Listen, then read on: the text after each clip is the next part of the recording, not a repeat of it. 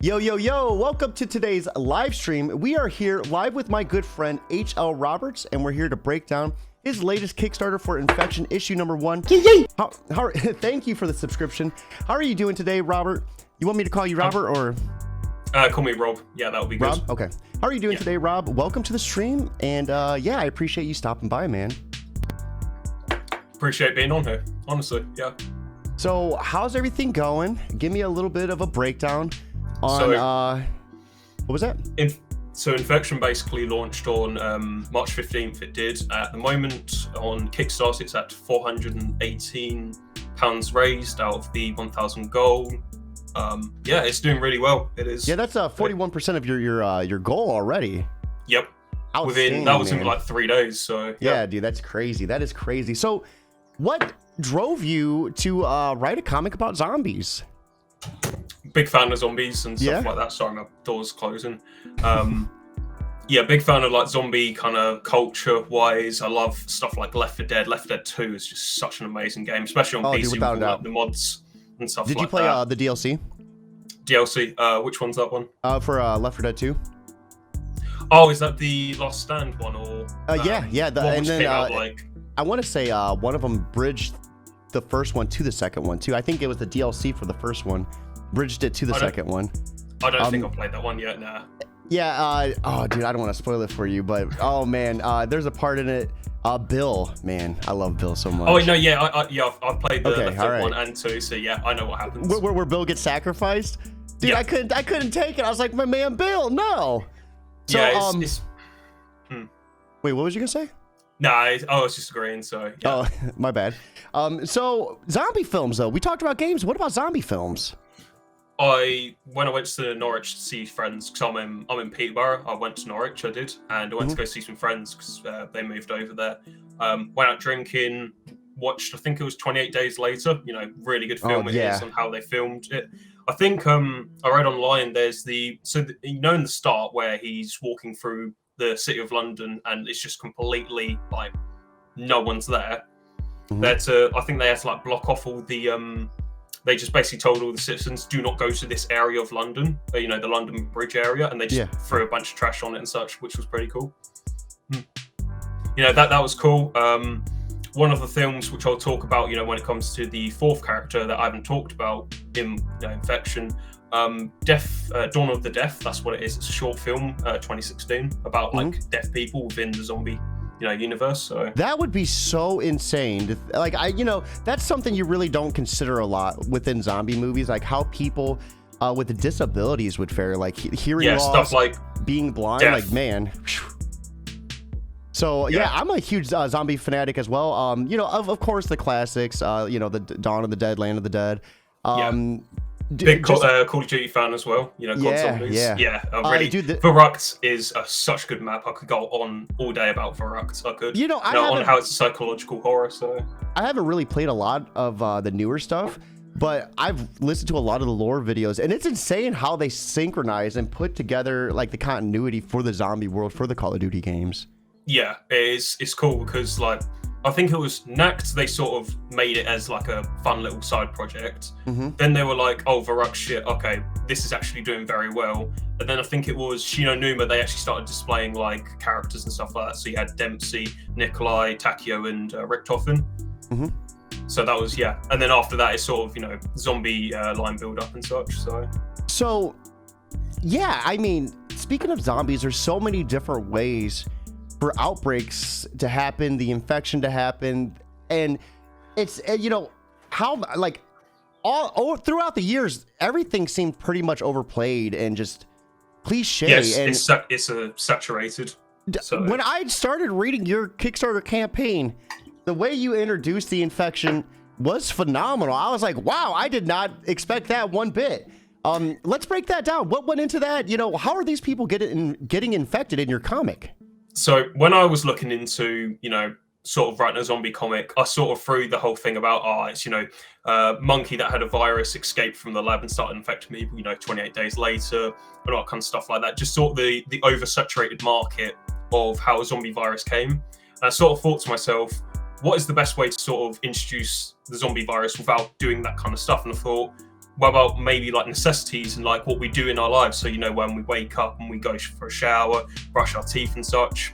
You know, brushing my teeth was the first thing I thought. However, compared to like washing, not a lot of people do brush their teeth, which is, you know, a sad reality. But you know, most people's teeth are stained. My bottom teeth are stained from drinking Pepsi back when I was at college, and yeah, it's so you know, I you know, it was a good idea. Toothpaste was, because you could do the whole fact about, you know, it infects the teeth, and then, you know, when zombies bite the teeth, you know, bite people, it gets infected, and it, you know, the virus passes on and on.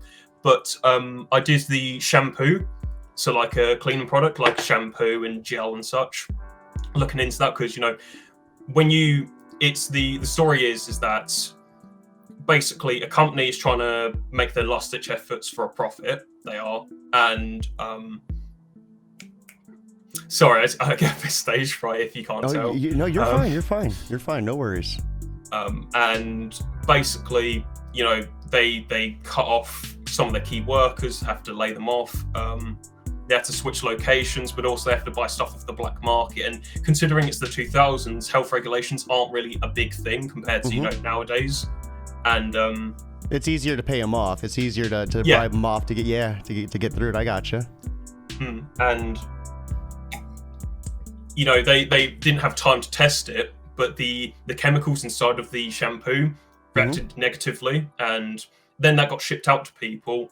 And then when people started using it, they got stuff like hair loss, decaying cells, as you can see, like with the grayness compared to normal skin, as in the prologue. And then, you know, stuff like, you know, the hair roots, it goes inside the hair roots to the mind, so then it reverse engineers and indoctrinates people. Yeah, so that was sort of my idea kind of thing. So yeah, I was thinking about that too, like you know, scrubbing it in, getting it in, like how close that actually is to your brain and how quickly it would infect you. Like that's pretty insane once you begin to think and break it down. Now, what type of infection is this? Like, what's it doing to these people? What type of reaction are we seeing? I mean, throughout the years. Oh, sorry. Yeah, continue. Sorry. Oh, I was gonna say, throughout the years, you know, we've seen all different types of, you know, rage infection, slow walking zombies. You know, what type of zombies are these? So you'll get the normal zombies. Like, what I'm going to try and do is, when I make the comic, you'll have some zombies which are bold, where you can see, you know, the hair's decayed and stuff like that. So they've taken the, you know, they've used the shampoo on themselves. But then there will be some other zombies where they've got hair and they're, you know, dressed normally and stuff like that, who are, you know, just being bit. They're not actually used the shampoo stuff. They haven't. But there are going to be special kinds of infected. So, for example, one of the special infected that I'm doing is like the Charger from Left 4 Dead 2. But it's the case of where he uses sound rather than, like, you know, vision, because he's blind. So you'll see, like, there will be one scene where our group of survivors, they're cornered by this guy, and they're, like, you know, reloading their weapons. They're like, they're like closing the door or something, and that will all pop up on, like, the panels, and sort of that's, you know, indicating that the zombie can hear them. Like sort of like the echolocation bats do.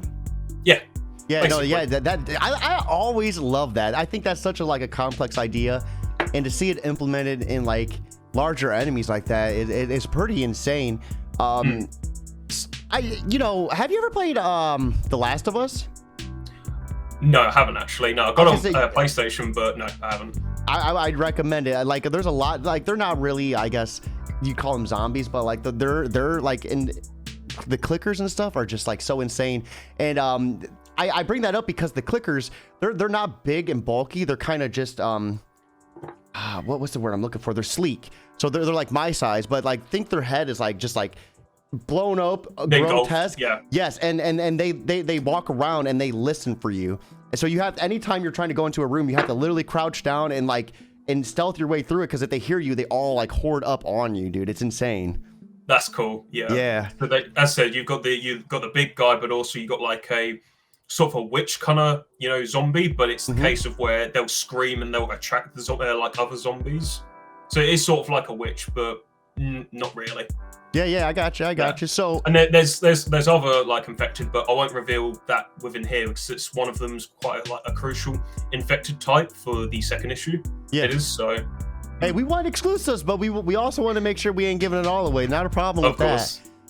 So with the zombies, there has to be some main characters. So who are the protagonists? What are they like, and what are some of the inspirations behind them? So starting off first, as you can see by the sort of like the retail edition, you've got HK. Well, his name's HK Lovecraft, but that's his sort of alias because he's very like anti-government and kind of stuff like that. You know, it's the 2000s, and basically he ran an illegal radio show. He would put he like did his radio show on an illegal frequency. He did, and he would talk about conspiracy stuff like aliens, talk stuff about like Princess Diana and all that kind of stuff like that. And basically, his pre-lore, which will be available for the character sheets when the goal reaches 50%, is that he did all of this, and he is also talked about in the comic. But he did all of this this radio show stuff, and before the 2000s hit, so you know, December 31st, you know, at like 11:59, and I'm losing my fucking words here. You're fine. You know, it's 1999. You know, it's just about to turn to the 2000s, and he's sort of on the radio show, and he's like, "Oh yeah, aliens going to invade the world. It's going to be, you know, it's the end of the world kind of thing." And then the 2000s hit on New Year's, and like nothing happens, and he's just taken as a joke, and you know, he's ostracized because of, you know, he's just telling lies and such.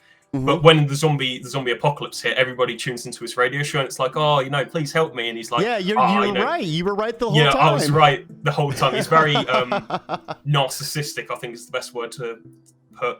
And I mean, rightfully so, though. If he was trying to warn people and they all laughed at him because it didn't happen right when he said it would, but then it did happen, I mean, I would feel a little bit sense of entitlement too, you know? Yeah.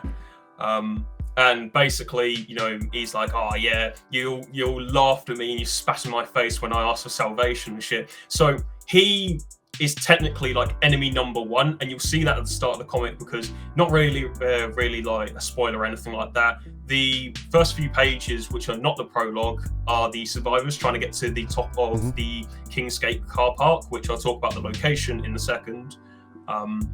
And basically they're trying to get onto a helicopter to evacuation zones. However, he gets kicked off because one of the people knows that, you know, he is HK Lovecraft, and they're sort of like, you sort of, you know, you're not really a valuable person of society, so they kick him off the helicopter. Oh yeah, oh, you're scum, you know? We don't like you anyways later. Yeah, no, that's awesome. So that's with HK. And the character inspiration, when I went to Samantha De La Rosa Baltalori, which is the artist, I went to her and said, look, I will give you Hoffman from Back 4 Blood. I'll give you... dude, Hoffman was such a badass too. I loved him so much. Oh really? Yeah.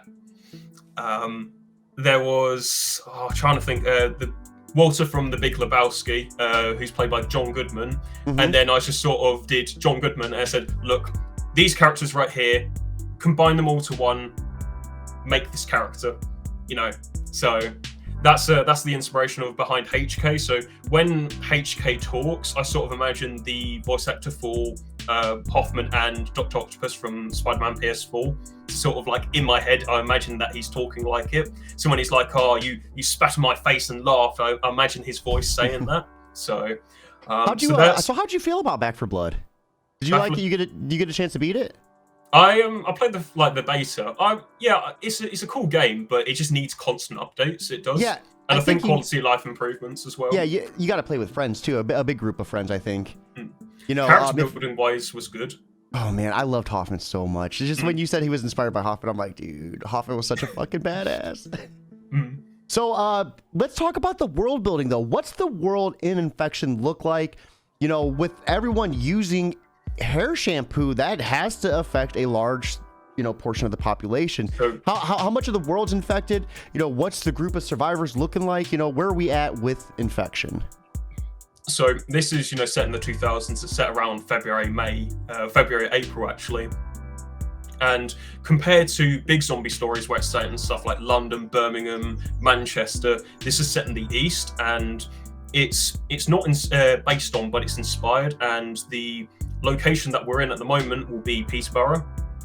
So you'll see with Peterborough, it's quite not industrial, but it's very like, if you go to Peterborough and you go Queensgate's got like a lot of car parking. You've got Queensgate car park. You've got actual Queensgate, which is a big shopping mall there. So, you know, I'm basing it off of that, but also the small towns outside of outside of the Peterborough Centre place. So you'll see that.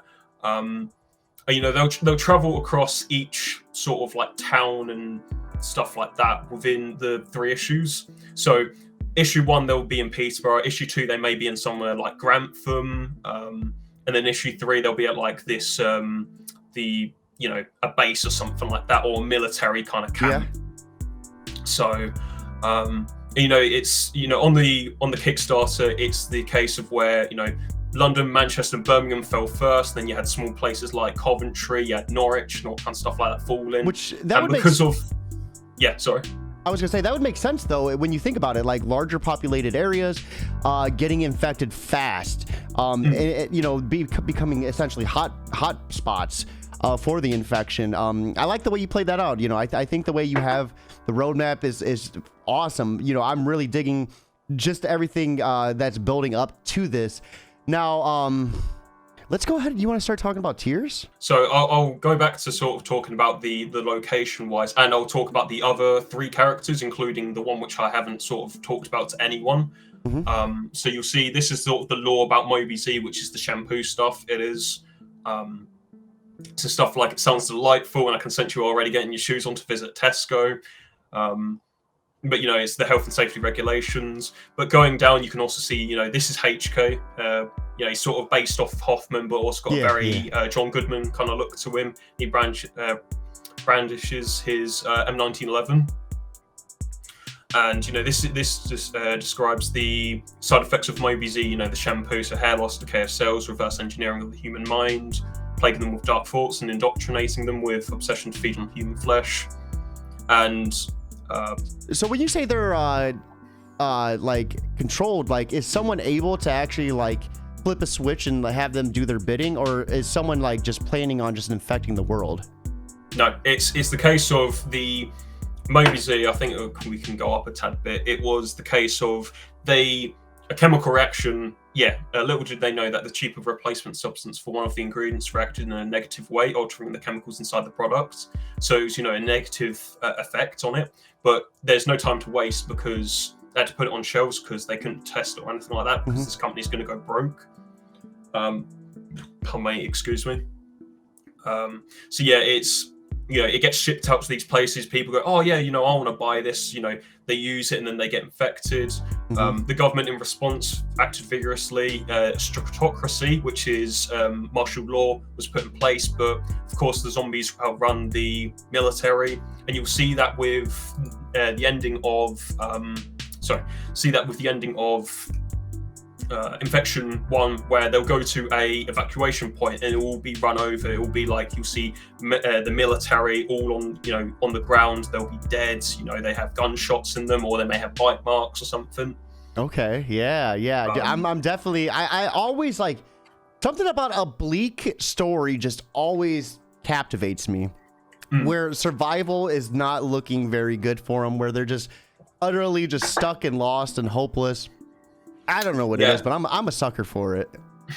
Oh yeah, it's the 2000s compared to 2022, and healthcare is not like advanced as we are now. Because if it would be the case of where it's infection happened in 2022, immediately I'd say probably within a month or 2 they would have like a cure for it. Compared to the 2000s where they don't have the right material to like make a cure and technology, and it's sort of one of the things I based off the game Project Zomboid, where basically with Project Zomboid, if you are either scratched or bitten by a zombie... Is that Dead Rising? No, it's not Dead Rising, no. It's no. I was thinking of like a pen. They had a pen that you could hit yourself, and I thought it was called something similar to that. You're talking about the PC game that just came out. Dying Light. Yeah, There's another game called Project Zomboid. It's you look down. I'm not really good at describing it, but you look down and it's you guide your survivor through, and you got to sort of survive. And as I said, if you get bit or scratched, you're basically screwed over. You are you're screwed over. And when you do another character and go to the same location, you can like see yourself as a zombie, your previous self. Oh, that's cool, yeah. Which is really cool. So I sort of took that inspiration of if you get scratched, there's you sort of got to make that decision of, are you going to shoot this person or are you going to run away? Which plays into sort of later issues. So what I when you go to write that, is it hard to do? I mean, because potentially some of these could be characters that you love, you know. How I see it is that, like, if you build up a character and then you just kill them off just like that, then you're going to catch a lot of viewers by surprise. But it's also like sending out red herrings and such like that, to sort of trick your viewers. Yeah. So what are some of the difficulties that went into writing Infection? I mean, the world building seems very complex. The way you went about the infection, the way you went about, you know, planning out where they're going to go and what happens. You know, what are some of the issues you ran into, like, writing the story? You know, has there been any problems with, like, I guess, like, trying to keep a game plan and staying focused on it without, like, running off plan? I've sort of got a... Hang on. Jesus Christ, that water is... Oh, man. The sort of the game plan of, like, the whole... You know, I plan out sort of a sort of line of what the writing needs to be. So, you know, with as I said, I took inspiration with from Left 4 Dead 2, where they have different acts. So you got Act 1, Act 2, Act 3, and Act 4. And Act 4 is where you escape, compared to Act 1, where it's sort of like when you're playing Dead Center, all the survivors meet up and they get to know each other. Yeah. They do. But also another thing was, and this ties in with the fourth survivor, you know, we was talking about this previously before the live stream, about one of the survivors being deaf. So one of the survivors is deaf. You know, they speak in Makaton, which I know a tad bit of Makaton, because I couldn't speak until about the age of 6 or 7. So, you know, even though I spoke fluently, I sort of know a tad bit now, but not as much as I used to.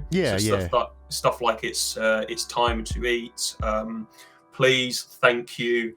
You know, it's something which everybody should learn, in my opinion. You know, Makaton, both of my children were verbally delayed.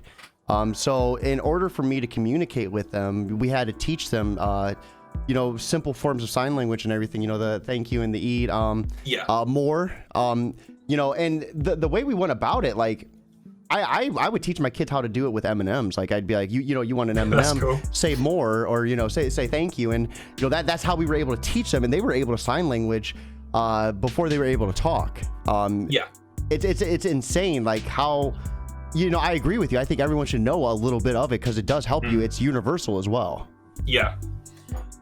So yeah, it was sort of like displaying a deaf character, you know, talking and stuff like that. So you'll see in some prompts where she will go like, you know, yes. Well, as mean prompts like panels, but also she carries like a notepad on her. And what I'm planning to do is that it'll be with one of the 3 other characters. Is the case of, in the first act, no one understands her, but, you know, there'll be stuff like yes and, you know, no. And then the second issue, there'll be one of the characters who, without giving too much away, will pick up a book about sign language and sort of get to understand it. But I'm sort of thinking if it's either going to be the case of where it will be drawn out, or like if it's a very complex kind of sentence that she's trying to describe, then it will be, instead of having like a square box or a circular box, it'll be like a triangle box, to sort of indicate that she is talking in sign language. Yeah, I really like that idea as well. I mean, how hard was it to design a character that was deaf? I have not read many comics in which I've encountered that. You know, what was some of the trouble that went into designing that character in particular? It was the case of, I had to look at a lot of media and stuff like that.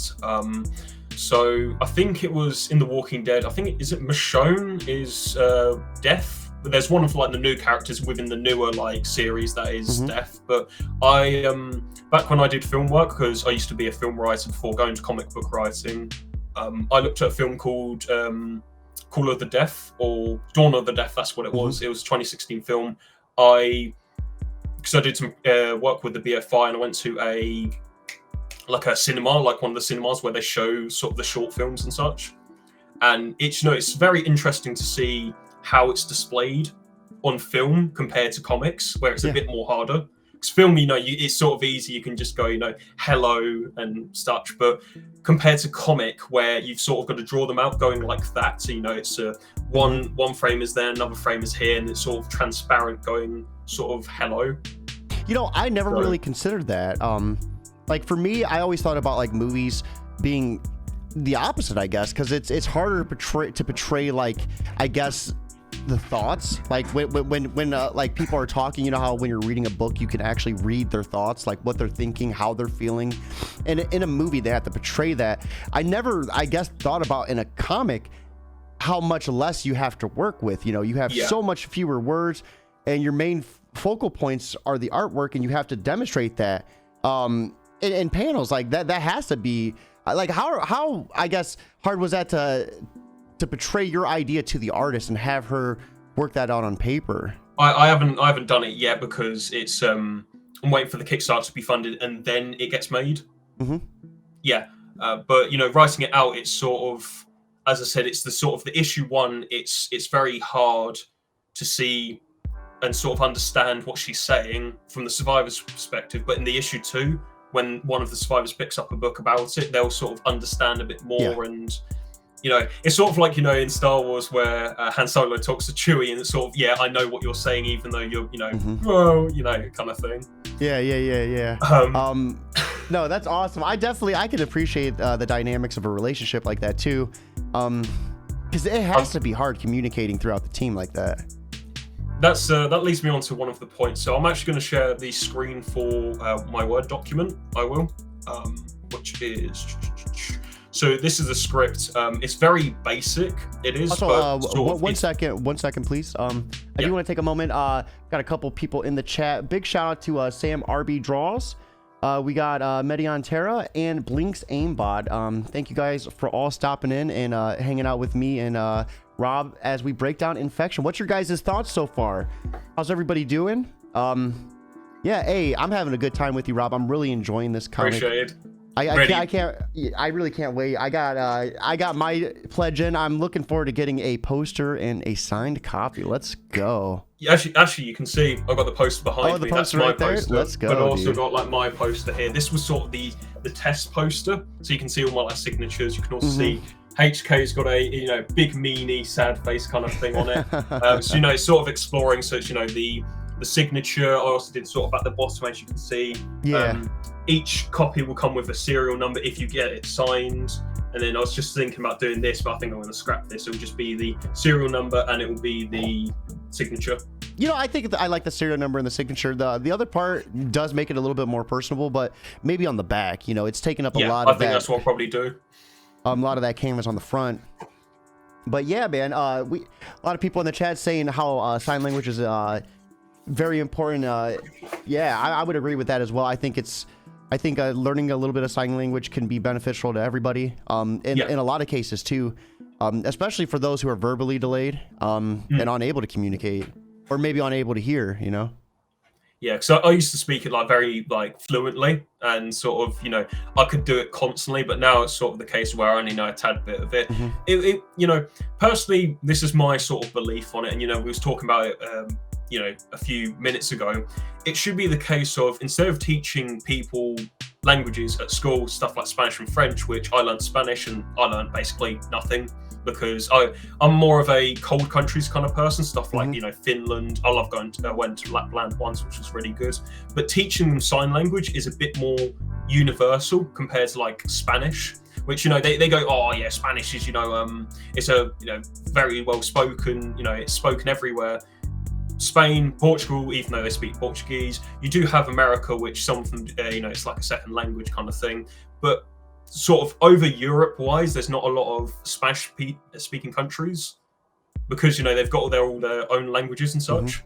So speaking Makaton or British Sign Language, American Sign Language would be a lot better. It would, because it's not really restricted, in my opinion. So, you know, that's my personal take on it. Like, people do enjoy languages. I would have enjoyed if I learned Dutch because I've got friends in Holland. I do. Yeah. I'm gonna go ahead and add this to stream as well. So this is like sort of just very basic notes that I do build up on it. I will, but this is one of the scenes where basically HK said something very. No, actually, let me rephrase that. So Nessie, which is the Scottish survivor, she has just seen a room full of dead kids because, you know, it's very. I'm sort of trying to go for quite a dark tone that doesn't get covered in zombie kind of comics and films and media. And she basically goes, because they're in a school, and then she goes into a room, she sees a bunch of like dead kids all piled up from this evacuation zone they're in. That would be so gruesome too. But it doesn't get shown because, of course, that would be just out of order. And she's like, yeah, there's dead kids in there. You know, Cameron, who's sort of the leader of the group, he's like, oh, that's that's really sad. And HK's just like, their loss. You know, he's very narcissistic. I'll quickly actually just get up. You know, I can quickly show you. So it's like, oh, fuck, man, those poor things, their loss. Yeah. And, you know, they sort of respond very, vigorously against that. And during this, Octavia, who's the deaf one, she sees something in the distance, and she's trying to, like, you know, talk to these people, but, you know, she can't speak. She's a mute. She's not deaf, she's a mute, actually. I think that's what I should have said. But basically, you can see, like, how could you say such a thing? They're bloody children, you know, tough. Their parents should be more cautious, being very narcissistic and self-centered. And, you know, you see, for example, full body shot of Octavia pulling on HK's arm while they're still arguing. He's like, 40,000 people did, you twits. Not now, kid, I'm arguing. Because his language is quite kind of bland. It is, if you get what I mean. So, for example, I think you go down here, it's like, look around you, woman, the world has ended. So it's very, like, you know, very, calling very blunt. woman, calling her woman rather than Nessie. So it's like, you know, same shot, but Octavia showing Nessie her notepad, you know, which is what she draws on to sort of communicate with the survivors within the first issue. And it's like, oh yeah, 40,000 people who laughed at a man telling everyone the world has ended. And she's like, zombie, yeah, we know. Even though there's, you know, this big charger zombie that's going to be there, which we talked about previously when we talked about the special infected. But it's sort of like it plays it off. So the case of where they're sort of not interested in what she's saying, but more interested on, you know, correcting HK. Yeah. You know, who's, you know, being very narcissistic and self-centered. So yeah, I really like this, you know, this panel. And I think what I'm going to do is some of the bits that are in this, I think I'll get Sam to do first, and then I can show on the Kickstarter through like logs and stuff like that, which I do. But yeah, this is one of like my favorite bits that is put out. It is. So yeah. So hey, you know what? We actually we went off track. Let's pull back that Kickstarter. We forgot to go over the tiers, the individual tiers. We got so hyped up talking about the individual characters and stuff, we forgot to break down what we're here for. I think if I go that and that, does that show it or? Yes. Yep. So when I came to doing the rewards, I was trying to do like price it reasonably, because Infection is roughly a 30 page comic, so it's a standard US kind of comic size. Pardon me. So digital comic I made for £3. I did. Retail copy is £6. I wanted, to be honest, I did want to bump that down to £5, but you know what? Hold on. Let me pull this up too. Yeah. Because then I could it should I say right here it says USD too. Most of my viewers are from America. Gotcha. Yeah. So they're probably like, listen to Quid, like, what's that? So that would be. You were talking about the digital, right? Yeah, the digital version. So that's about $4. Yeah, it's about $4. Yeah. Yeah. And then the retail edition, which is £6, so that is £8 for you guys. Yeah. But no, $8. Yeah, which is the digital copy. It's the retail cover, which is this cover where you get HK, because each 3 covers you'll get HK, you'll get either Nessie or Cameron, depending on which character I pick, and then Cameron or Nessie on the third one. But each of them sort of displays it. It does, and you can see it's sort of stand behind the wallpaper. Sam came up with the idea with having like the scratch on the wallpaper, which was pretty cool. So yeah, she's had a bit of talk about what can be done and what can't be done, which is good. So she's sort of interacting. So as I said, retail copy, you get this cover. You get the digital copy still, and you get your name on the Kickstarter supporter wall. So that'll be like a wall where you'll see your name. You'll see if you've got a signed copy, your trying to think what it is called, serial number. You will, and yeah. And is that going to be like in the book as well? The supporter wall? Yeah, it cool. will be. Yeah, that'll be at the end, or maybe even like in the middle. I don't know how I'm going to sort of like put it out there. I think So the end would be. I think I the don't end would look cool, you know, because putting it in the middle might be something like, unless you have like it an may be ad space. disruptive. Yeah. Yeah. So Kickstarter copy edition, which you get this cover. So this cover right here is inspired by a artwork for Team Fortress 2 Man vs. Machine mode. It is where you got all the mercenaries standing around shooting the zombies and such. I really love like the back-to-back look. I like I said, I'm a sucker for bleak situations, and this cover right here. When I seen this one, I was like, yep, I'm picking this one up. So you can see that there's Cameron there. Like you can see Cameron. Another thing to take into consideration, which Sam did very well, was some of the weapons that were are in infection. So I had to research some of the weapons and like what the UK Army used, what sort of is available for citizens, for Army Reserves, because Cameron is an Army Reserve. So you can see, as I said in the first issue, he's got his M1911 because you can buy a gun in the UK back in the 1980s, but it was under regulations. It was, especially I think it was the Firearms Act of 1987. This was like before all the gun laws and everything, right? When did those take place? That was taken place in 1987. So basically the story behind that was a guy, I can't remember his first name, but his surname was Hamilton. He went into a school, shot up a bunch of kids, which is disgusting. And in response to that, the government was like, yeah, we're just gonna go down hard on bricks on the people who own guns and stuff like that. So it was a bit more restrictive and harder to get a gun certificate basically. But as I said, you can see Cameron, he's got his SA-80, which is what the army used back in the time in the 2000s. They still use it now, but you've got the variation of the SA-80 1, 2 and 3. They use the 3 right now.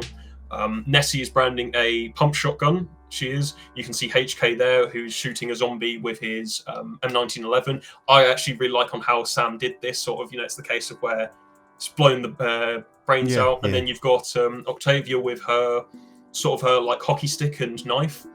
So I really can respect the fact that you like researched like not only the guns but like the correct guns in the era. I think that goes to show your dedication to writing and just staying as true as possible to a real case scenario. Like this is something like in a different timeline it very well could have happened.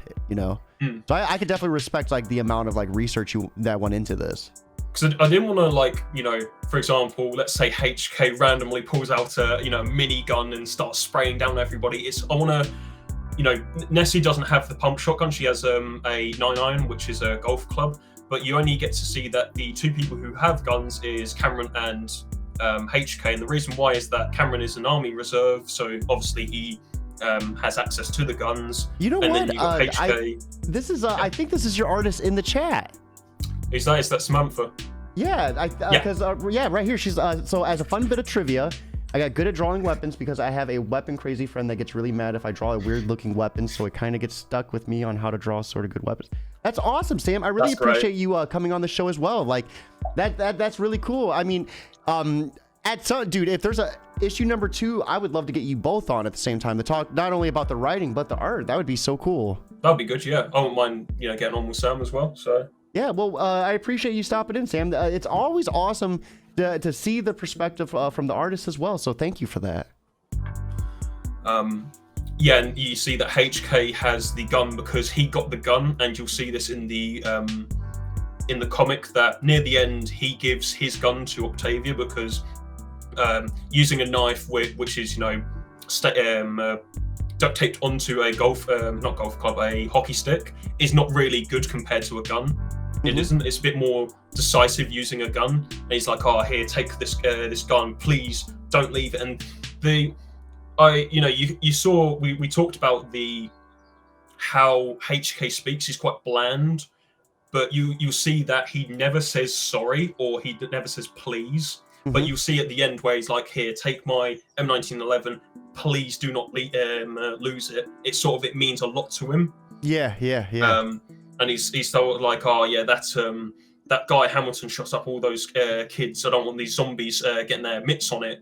Yeah, it was like the government. If the government couldn't get the hands on the gun, because it would have been the case of the Firearms Act would have been put in place. knocking on his door. Hey, yo, we need sort of update your certificate, kind of thing. Hence why he's got an alias of HK, and the sort of the history behind his alias is that HK Lovecraft being HP Lovecraft, he did all the Cthulhu shit and stuff like that. Yeah. But HK is a gum company, which is Heckler and Koch, and they make stuff like the MP5, they make the UMP45, and yeah. Okay, So, I didn't even realize that. Like, so the name is like another play on that as well. That's awesome. So how hard was it for you to like interlace all this? It sounds so complex once we get down to the meats and bones of it. You get a character and you build up on like pre-lore before it actually happens, and of course this lore will be described in Infection, but the character sheets that people may be getting will sort of describe what happens. So, for example, within one section of the copy, there's someone they talk about sort of what they were doing before the infection. So Cameron was going on a picnic with his wife, and shit hit the fan. Basically, he had to go to the evacuation zone. They were like, it's going to be women and children. Nessie was working at, I think it was a place called Money Bargains, which is sort of a take on like B&M and Poundland.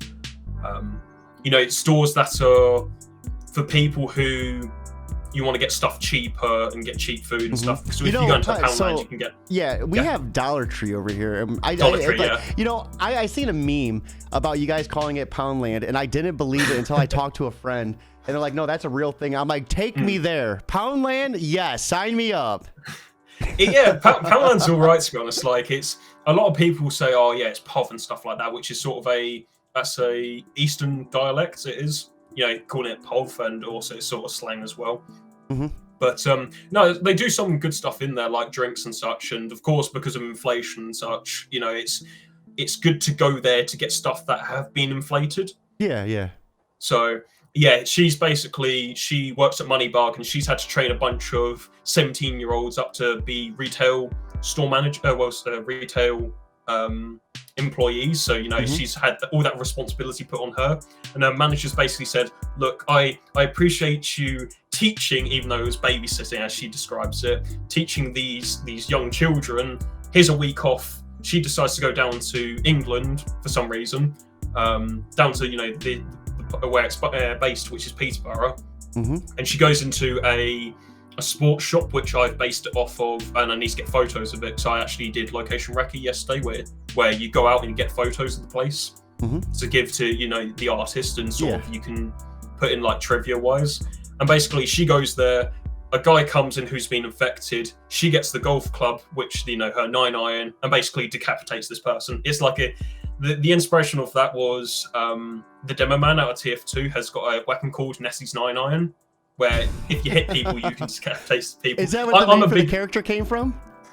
What, Nessie? Yeah. No, Nessie came. That was from sort of Scottish folklore. About Nessie. Give me 350. 350. What? 350 for the Loch Ness monster. Yeah. That's what I mean. Yeah. Sorry. He's like, what are you talking about, man? I need about 350. So let's go ahead and start breaking down some more of these tiers. I keep getting you off tangent. I'm sorry about that, but it's so hard not to break down some of this stuff. I mean, I love this issue. Sam, great job on the artwork on this. It looks phenomenal. I really love this one. Like, sort of what I tried to do was I tried to make this appealing, but then I tried to make the Kickstarter edition just look badass, basically. Yeah. And then, of course, you got the collector's edition, which is that one. I made it very, pardon me, sort of minimal and isolated. So as you can see, it's the only place which is lit up is there. You've got the road signs. You've actually got the town signs. So if you live in the countryside, then this is what you would see in the countryside compared to like living in the city. And you've got zombies going around it. There's flowers beneath here, which is actually based on where I live, because there's the sign and you've got the flower bed below it, which is a cool take. But yeah, I'll keep going on about the rewards. So yeah, the Kickstarter copy, you get the Kickstarter cover, which is this one. The next one, which is 20 quid, so that is... I've got no clue how much that is in USD. So it's like 75... It's like 75% more.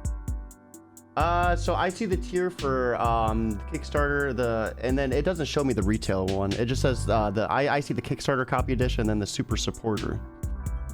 Oh. Wait, really? Yeah. Oh. So you can't see the Kickstarter copy poster here? Well, no, I was scrolling on the other side. So Gotcha. we got the Kickstarter. The Kickstarter copy with the poster. Okay, yep, right here. I see it. So yeah, it doesn't show me the price for it. That gives you the basically everything above, but you also get the poster, which, as I said, is behind me. But also, it's this poster, and it's actually based on the teaser that was put out, which is this teaser right here on the screen, where basically it announced the project was being made. You can see basically it's the M1911 being pulled back. HK's M1911. You've got HK right here shooting a zombie off. You got Cameron climbing up, nearly getting grabbed by a zombie right here, and then you got Nessie with her 9-iron decapitating the zombie. So that's what the poster is. You know, it's quite good actually, because I've got my family all the posters and stuff like that, because they were like, yeah, we're interested to get this. Oh, that's awesome, dude. As my brother was hanging up his poster in his room where he lives, two of his mates went past and said, you know, that's a cool poster, I want one of them, and handed him both 10 quid for them. So yeah, you know, I'm doing well outside of sort of like have you put media. any friends and family into the comic? Like, do you plan on doing that? No. Well, that is with one of the pledges. So this pledge right here, which is £40, you can be a zombie inside of it. We've already got 2 people, which one of them is actually my brother, and the other one is. Can't remember who the other one is for. Man, I need to manage my pledge. There needs to be a pink-haired zombie in there getting killed. Well, you can do that if you be a zombie in Infection 1. Oh, yes, my mate Jack. He's the other zombie. But in that one, there's 1 to 2 pages of where a zombie chases our group, and they're all up against the, you know, the panel, like, you know. Yeah.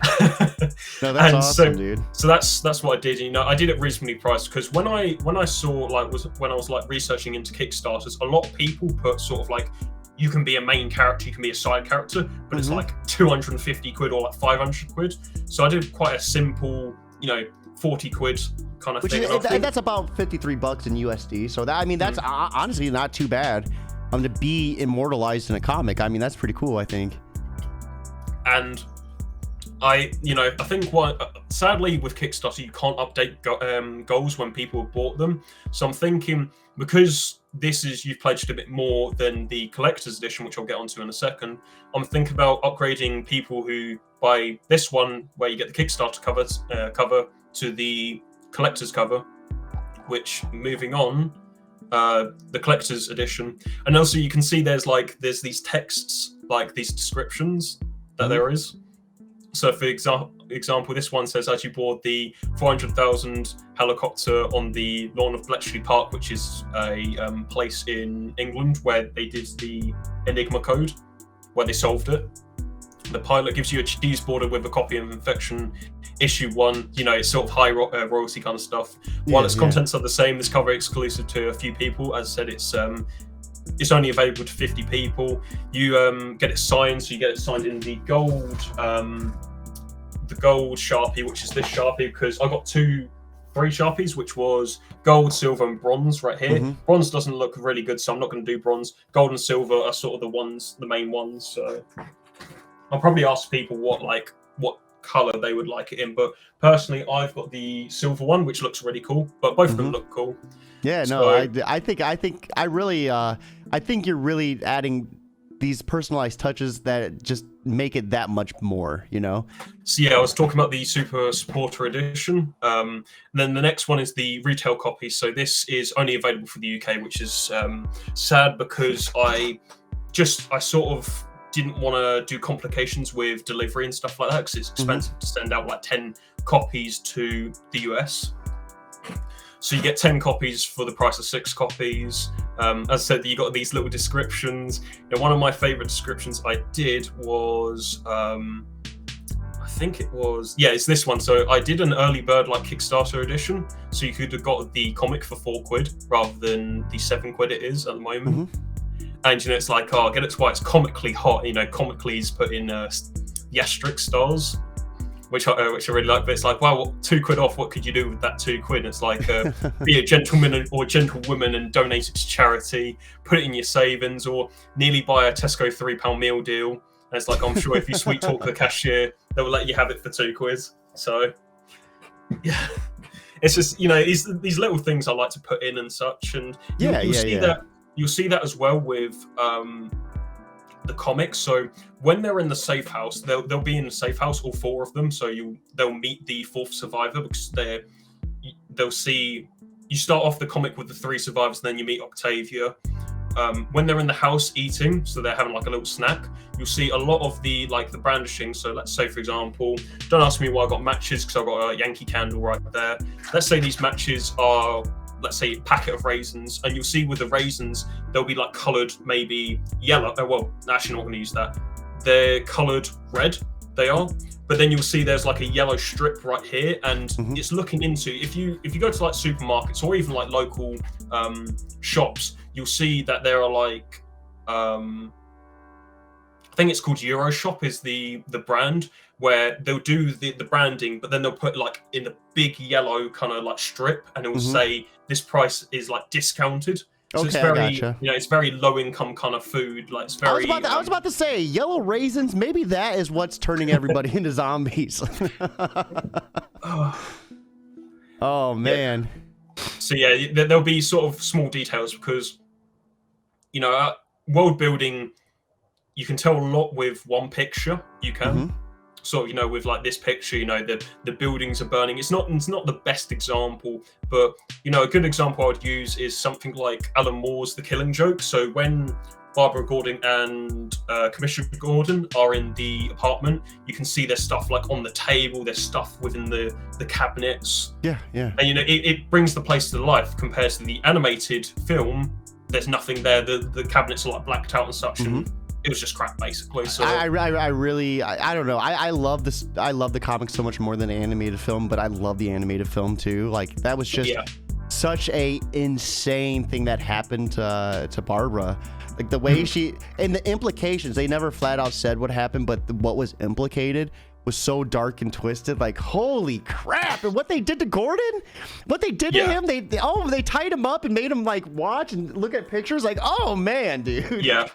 Mark Hamill's Joker was really good. Yeah, I really enjoyed him. Yeah, so infection. So this was describing basically, you know, the thing about the helicopter, about HK getting kicked off the helicopter. You know, what makes infection special. So this is talking about, you know, the gun law kind of thing. So, you know, that's talking about Cameron being an Army Reserve, so he gets access to the SA-80 bullpup rifle. And then HK, on the other hand, is, you know, he's anti-government. He owns a pistol, which the government's trying to get off of him. You know, breathing down his neck, as put there. And, you know, the rewards. This talks about the team. So I went to Sam and I basically said, Sam, introduce yourself. And she put this area, and I put my area, and I went. She went very light-hearted on her stuff, like it was all happy and such. And then there's my stuff. There's my stuff where it's like, I'm a comic book writer. I used to do film writing, but I sort of stopped doing film writing because of work getting censored and stuff like that. You know, it's that is the main reason why I transitioned from film writing to comic book writing, because it's sort of the freedom gets taken away when, like, you go to your producer. They're like, you can't have this in, or you can't have that in it. So it's sort of like, it's the Zack Snyder kind of thing. What did you take from making films to making comics? Like, what learning experiences went into making your comics from your experiences making movies? Comic book writing is very similar to film writing. Everybody has like their different kind of distinctive kind of writing method, but going from film to comic was really easy for me. Like, there's a lot of things I'd need to know. I watched a guy called Matt Garvey. He sort of taught me how to, you know, establishing shots and different, like, establishing shots, were my view kind of shots, and the different, trying to think of the word, like the different names of each shots and what they are compared to film, where you sort of describe it. Yeah. So, Yeah, no, I was always curious because I remember you earlier talking about that, and I mean, I thought it would kind of be going hand in hand just the way you storyboard everything, but I wasn't exactly sure because the way you tell a film, completely different medium than telling a story in a comic. Yeah, when I was sort of looking into comics and stuff like that, there's a lot of special there's a special formula that you can use with comics compared to film, on like how you can maybe portray a character, how you can execute a scene. One example which is pretty good, I used for my first comic, which I did, which was a World War I comic. At the end, same artist by the way, Samantha did this with me, hence why I've done this with her. Basically, at the end, you'll see that the character Charles, he gets shot in the head. But how he gets shot in the head is that you can see the trace of the bullet. He's in a white outline. It's black on the background, and then there's red coming out of his his skull from being shot. And it's that art compared to doing film art. Yeah. So yeah. That's awesome. So you have another book? Is it just one, or do you have multiple books? It's a 4-page comic. It is. Okay. Yeah, I do have other projects planned. I've got one big one planned for next year, which is actually one of my film things which I did. So it's transitioning over. Yeah. So we have 3 issues planned for Infection. Now let's go ahead and talk about what happens if you don't hit your Kickstarter goal. Are you effectively just not going to push through with it, or are you hoping to maybe try another different medium to get it off the ground? No, I think I'm going to stick with comics and doing this, this Infection. What I'll probably do is, if it doesn't reach the goal, I'll probably go to Sam and say, look, make the comic, and of course I pay her to make the comic, and then I'll redo a Kickstarter. So it'll be the case of, instead of people getting the comic in about July, August kind of time, they'll get the comic once the Kickstarter ends. Yeah. So yeah. So one way or another, this is getting made. Yeah. Basically. Yeah, okay, hell yeah, man. It's good. I've also got the stretch goals up because it's described here. I thought to myself that a good idea for stretch goals is the incentive, funding the project and getting your money's worth no matter what you pay. So the example's here, but I'll basically explain the example. So you may pledge £3 towards the digital copy, and you're just like, oh, I've just got the digital copy, but if we get 120% funded, not only you're getting character sheets, you're getting the trivia, like what's happening behind the scenes, but also you get 2 extra pages. So you're for that £3 that you paid for, you're getting 10 quid worth of stuff. Yeah. So yeah, it's so 25% funded, which has been funded. You'll get a few bits talking about the behind the scenes, pictures of location recce and such. So as I said, I went out to Peterborough yesterday to get some photos, do some shopping. They're building a big IMAX there. They are in Queensgate, so I was taking pictures of that. So yeah, I was just having a look around and taking pictures. So you kind of just get the behind the scene vlog experience, basically. Yeah. That's cool. I like that. The 50% is where you get character sheets, so it'll be character card kind of things. And the reason why I did that was because I did a questionnaire, and it sort of felt like that digital copy owners didn't get that much recognition. So character sheets, it adds on to the digital copy, if you get what I mean. Yeah. And the character sheets just basically give the backstories on the characters and everything. Yeah, so it's all the pre-lore. So as I said, I was talking about with Nessie, how she gets her golf club. Cameron, it's the case of him being with his family and then getting separated, because there's no direct kind of storyline displayed within the first issue, but it's if you look into the pre-lore and such, you sort of get to know the idea that the main objective is Cameron getting to his wife, Cameron finding his wife, because his wife got evacuated. So it follows Cameron, and the rest of the survivors are with Cameron. Yeah. Okay. Cool. I gotcha. So at $7.50, you get additional character art. You do, so you get the characters. So let's say, for example, you get HK, and you'll get him maybe holding the pistol up like this, because you'll see that within the comic there is one section where he'll be holding the pistol and pulling the slider back, like in the teaser. Did you ever play Days Gone? No, I haven't. No, So I had a PS4, but yeah. I was gonna say Days Gone. That story kind of is another awesome zombie game. But basically, the protagonist gets separated from his wife. Yeah, that's awesome, dude. That's cool. Man, getting separated from your wife in a time of like a zombie outbreak, that has to be. And the wife is actually pregnant, so it's sort of the stakes are higher, basically. So. Yeah, dude. Oh my god. So what went into that relationship? What influences drove you to make this awesome family and then break them apart so violently? I think it was the case of when I was doing the prologue, I originally wanted to, the prologue was so much different to sort of what was planned. So one idea would have been on a survivor on top of the Kingsgate car park getting, swarmed by zombies, and he's got either the chance to jump over the edge and die, or shoot himself and die, or get infected. Another one was this one was a bit more bleaker and darker, where basically two families would go to a park, like it would be a very stereotypical British 2000s park. The lighting as well is another thing I will talk about in the future, basically, of infection. But basically, they go to the park and they say, let's say, for example, their name's David. David's got cancer. I'm getting universal credit or disability benefits, and it's the reality, but it's also the harsh truth. And it would have connected in with Octavia's law, because they would have been like, I run an orphanage, but I only do it for the money to get like the universal credit and the benefits. And it's sort of that dark truth where it's sort of like, man, these people are really fucked up, but at the same time, people will be doing this kind of stuff, and people do that kind of stuff. Oh yeah. And I think acknowledging that just adds more realism to it, Yeah. And they would have been swarmed by zombies, but I think the shampoo one, linking to how the virus was created, I think that was a lot better.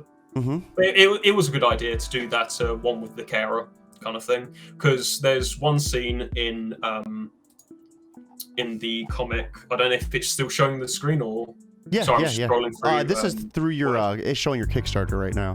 Yeah. So it was so HK basically. If you're scrolling though, it's not showing the scrolling. Gotcha. So HK, when he does when he talks about his what he was doing all before he started, he basically says, I was mocked, publicly humiliated. They laughed at my conspiracy, called me a con man, and I was ostracized. But that was all until I hit. And basically, he's got a very sort of like villainous backstory, as described. And one of the characters even goes, "Jesus Christ, HK, you sure you aren't plotting for world domination?" And Octavia basically writes on her on her notepad, she says, "I understand your pain of not being listened to." And he's like, "Yeah, sure thing, kid. You've got nothing on me." And with Octavia, you learn through her pre-law that basically her family abandoned her, put her in an orphanage, and she went from orphanage to orphanage, because that's what happens in the real world with people. It's sort of like actually, I don't want to use really that example, but she says, "My parents forced me into a foster home because they couldn't understand me, because of the she was mute and she only spoke through like sign language and such." And that's where HK goes, I apologize. He doesn't go, "I'm sorry," because I said he's very narcissistic and self-centered. So it's So how was wording his script, wording a character like that, like learning how to be basically a narcissist like that, like was it hard, like getting into that mindset? I'm British. I already know that. No, it's I'll be honest with you, I had a bit of a rough upbringing. I did. It's the whole financial crisis of 2008 hit was a very stressful time in the UK. It was, and everywhere else in the world.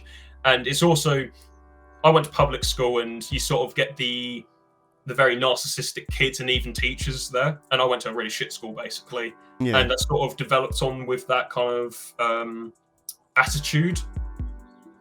But it's the case of just being very self-centered is the best way to put it.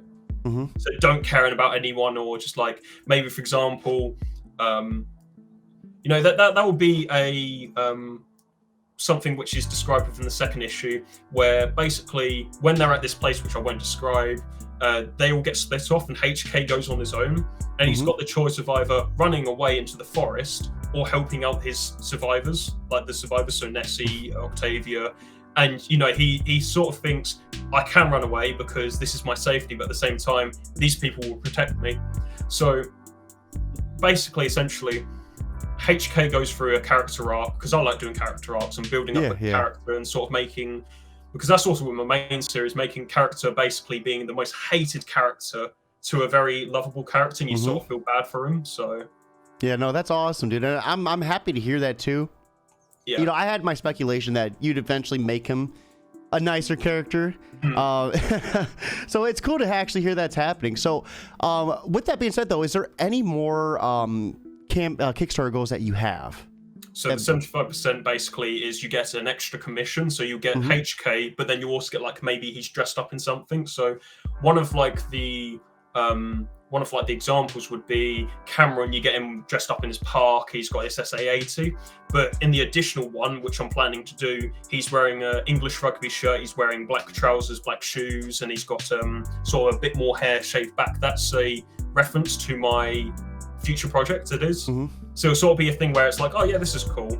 But when it comes to 2023, it's sort of like, oh, that's the reference. Okay, I gotcha. Yeah, I gotcha. So 100% basically means it's funded. That will be the case of where once Samantha's off a holiday on the 26th, probably do the 27th just so she doesn't get like jet lag.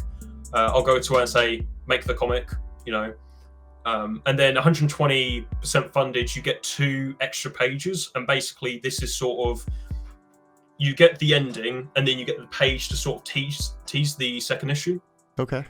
Yeah. So that'll be fun to do, and I'm hoping to do that because it'll be sort of, I've got very high hopes for it for the 2 additional pages. No, that's awesome, dude. Because there's no official villain within the first issue, but in the second issue it establishes a villain and builds up on it. Yeah, because I would say any time in there you see a time of need like this, someone tries to capitalize off of it. Yeah. But with the bad guy that is coming up, you sort of see why he does the things he does. Okay. And sort of the inspiration behind that is a character from it's a zombie game on the Wii U. I think it's called Zombie U or whatever. And it's basically it's like based in London. Yeah, I gotcha. Yeah, and you got one character, he's all hunkered up, he's got a safe house kind of place, and he basically treats you with all this respect. And then once you sort of want to leave London, he's just like, oh, you, and he's like really sort of bland, and he's like, oh, you backstab me. I've given you all I want, given you all I've had and stuff like that. And that sort of character build up of seeing a person break, I like. So that will be, you'll see that in future copies, future editions. So. Yeah, all right. That's basically that's the funding goal. So yeah, I told you we're gonna bro out, man. This ain't, you won't even feel like it's an interview. So for those who are on the fence about backing your project, what would you say to them to help them reconsider? Like anything you would say to help anyone on the fence to push them over? If you like stories that are very story driven, they're not they're basically well written, I'd say, by my art, by my work. It's 3 issues. These 3 issues are being made. That it's not being the case of where it's going to be, the Kickstarter fails. We'll just put this, in the back. This will be made. That's one thing. So yeah. So, if it doesn't go through Kickstarter, what means are you like? What publisher do you think you're going to run with? Do you have any like self-publish? Okay, self-publish. I gotcha. Well, I'm thinking. First issue, I'm going to self-publish. Second issue, I'm going to get myself a letterer. I will, because, when it comes to a scene within the 3rd issue, I sort of need a letterer to do, like, all the effects of the lettering. Yeah. I do. And then the 3rd issue, what I want to do is I want to put all these 3 issues together in, like, a bulk book. So you buy it like a graphic novel. Okay. You do. And I want to go to a publisher and say, look, this is what I made. I would like to publish through yourself. So... Yeah, and I usually, from what I've learned, having 3, a handful of books is usually the footing you need to go to a publisher. So that seems like it'd just be a perfect plan in itself. That's sort of with film-wise, with films and just like art and comics in general, you'll go to, you go to this is, for example, I went to Comic-Con this was October time, and I met with someone like the comic book creators up. I met with Matt Garvey, I met with Jed McPherson, who you can actually see some of the stuff is back on the top shelf there. And there was a TeePub, and I was talking to them, and they were like, basically, if you produce something, come back to us. We may consider. It's the case of publishers don't want to see, I've got this, this full text of written stuff like that. They want to see results, and that sort of goes with like film and such. So, no, I got you, and that definitely makes a lot of sense. Now, with that being said, though, we've come to my favorite part of the podcast. I always love asking indie comic creators this one question in particular. If someone was out there struggling, getting their idea off the ground and just making their comic, what piece of advice would you give them to help them push through and to get that comic going? I think connecting up with people. So like going on Twitter saying, look, I'm a fellow, I'm new to sort of the scene. I need help. I need some artists will go, I'll help this person out. You also, unlike the film industry, if your parents aren't in film, you're basically screwed over compared to comic books where it's a bit more easier. It's a bit more lenient, I think is the best way to put it. So, just connecting up with people, doing small comics. Like four-page comics are really good. You can do one-page comics, but that's like doing Garfield kind of, the newspaper kind of thing. Because TeePub actually, the person who does TeePub, I think his name's Neil Gibson. He sort of like, do a one-page comic. And we both was just looking at each other when he said that, and I was like, I'm not going to draw Garfield, comics. And he was like, get off my stand. Which is like, it's like the kind of thing where you're backstabbing someone. So But now I went to Matt Garvey, and he was like, do 4-page comics, and everybody was sort of like, do 4-page comics. So.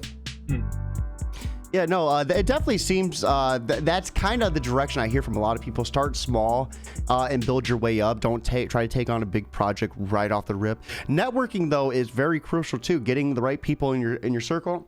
Yeah. Sam seems like definitely an awesome artist for you, especially previously working with you, and just the stuff she's done currently. Amazing. Very excited. Very excited to. Sam has been very well to work with. When I was sort of doing my first comic, I was sort of like, hey, this is my first project.